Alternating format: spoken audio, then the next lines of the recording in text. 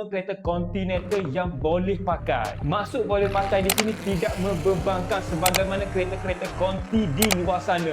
Lebih tepat lagi, tidak cerewet. Ia adalah Audi TT Quattro generasi kedua. Sebut saja tentang Audi TT, pasti kita akan terlintas sebuah kereta Continental yang 2 pintu.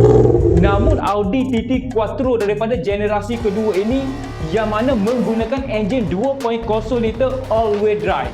Kenapa pula ada Audi TT Quattro dalam list ini? Sebenarnya untuk harga Audi TT pada hari ini dah makin drop harganya. Harga pasaran hari ini untuk Audi TT daripada generasi kedua ini kita dah boleh dapati bermula daripada harga RM70,000 sehingga RM45,000 bergantung pada tahun serta kondisi kereta. Mengenai spesifikasi enjin, mungkin saya tak perlu ceritalah dalam video ini. Pasti korang akan tahu kelebihan yang ada pada Audi TT 2.0 liter all-wheel drive ini. Jika hari ini korang nak sebuah kereta yang berprestasi tinggi, nampak bergaya dengan harga mampu milik, ini pilihan yang terbaik yang perlu ada dalam list korang. Dengan top speed atas kertas tanpa buat apa-apa lebih kurang 230 ke 250 km. Tapi perlu diingatkan untuk buat daily mungkin tidak sesuai dengan fuel consumption yang mungkin agak besar bagi setengah orang.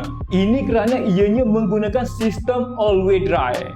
Siapa dekat sini pemilik Audi TT daripada generasi kedua ini, ataupun korang bercadang ingin memiliki Audi TT daripada generasi kedua ini? Cuba korang komen pendapat korang.